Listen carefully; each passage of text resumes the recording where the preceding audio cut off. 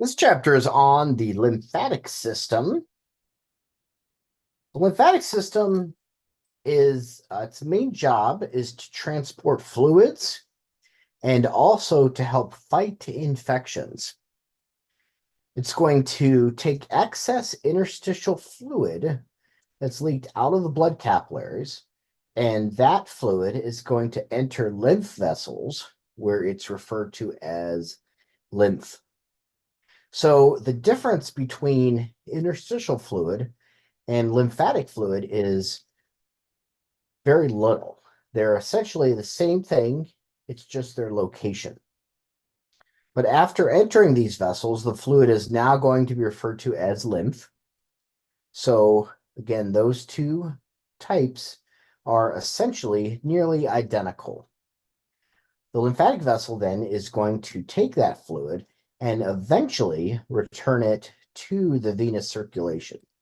But before it does that, there's going to be lots of places that it goes through, like lymph nodes, and lots of modification that it's going to receive based on what is present in that lymph. So the immune system will kind of sort through, attack bacteria, pathogens, anything that's found in that lymph fluid. If it's not removed and remains in the tissue, it would accumulate and cause swelling, which is edema.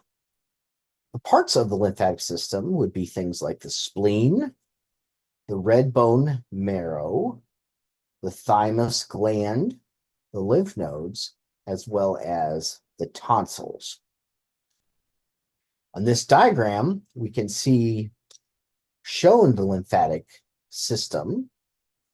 And if we look first of all at the lymph nodes, there's going to be three main areas where there's a large quantity of lymph nodes. They would be in the armpit, called the axillary lymph nodes, in the neck, called the cervical lymph nodes, and in the inguinal region, called the inguinal lymph nodes. We have lymph nodes scattered all throughout the rest of the body. In fact, there are hundreds of lymph nodes, but it's these three main areas where there are a large group of lymph nodes. Once the lymph starts to enter the lymphatic system, it's going to go through a series of different vessels and will eventually return to venous circulation in one of two places. It will return into the right lymphatic duct or the thoracic duct. On its way back to those large ducts, it will travel through lymphatic vessels, which, as you can see from this diagram, are scattered all throughout the body. Components of the lymphatic system would include things like our tonsils, the thymus gland, the spleen, red bone marrow, as well as something we'll talk about coming up called the malt. And then the entrance point for the thoracic duct is what's called the cisterna chyli. Additional functions of the lymphatic system are going to include things like the transportation of dietary lipids. For example, in the small intestine, we have specialized lymphatic capillaries, which are called lacteals. And these lacteals are going to absorb lipids from the intestine. Other lymphoid organs are going to aid in production and the maturation of lymphocytes. Remember, you've learned that there are 5 different leukocytes. One of those leukocytes is a lymphocyte, and it is the main plate. It's very important for the immune system. It makes things like natural killer cells, T cells, as well as B cells. So the lymphatic system is going to generate an immune response against specific antigens. An antigen is essentially a foreign invader. You've learned that there are antigens on red blood cells, and those antigens on those red blood cells would be seen as foreign antigens if they were given to a person who had antibodies against that specific type of antigen. When we talk about antigens with regard to the immune system, any foreign invader, like bacteria or pathogens, would have an antigen on it, which marks them as foreign. The immune system is essentially tied in with the lymphatic system. So there's overlap and they're pretty much considered the same system.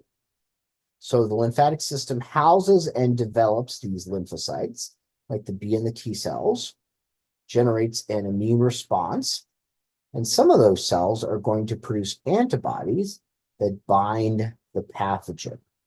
And specifically, they would be the B cells, which are B lymphocytes, which eventually lead to the production of antibodies. The T lymphocytes, they don't have anything to do with antibodies. It's only the B cells or B lymphocytes.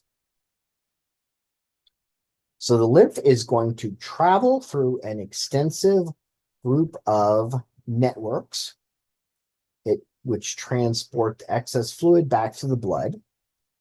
So the lymph is carried through progressively larger and larger capillary vessels.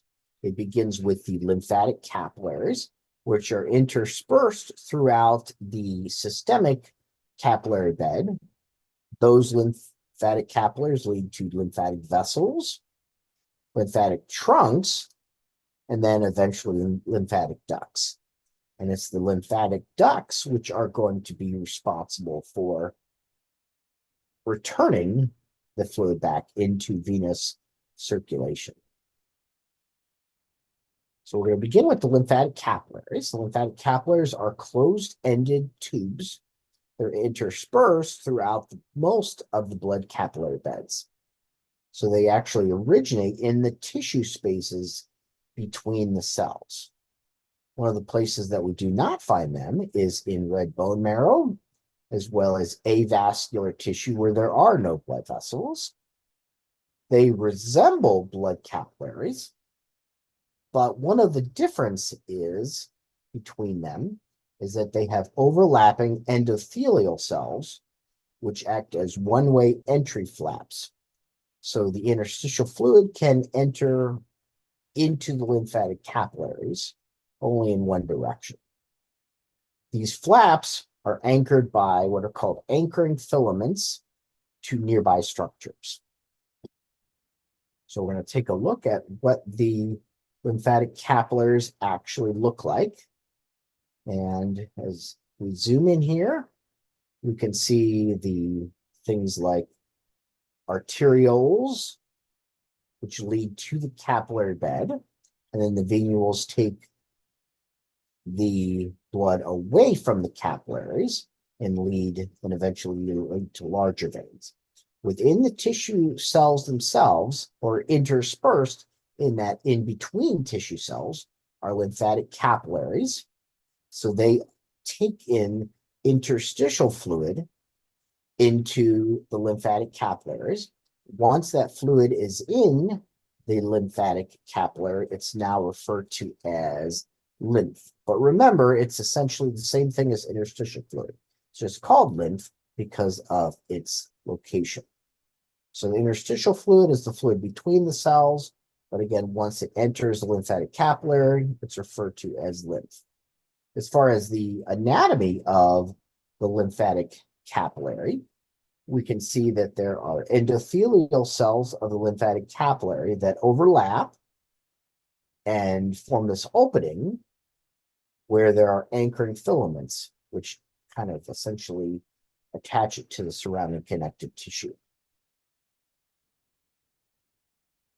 So lymphatic capillaries vary, but they're specialized when they're in the small intestine. In the small intestine, they are called lacteoles, and this collects interstitial fluid as well as lipids and lipid-soluble vitamins. So that lymph is a little more viscous when it's collected from the gastrointestinal system, and here it's called chyle.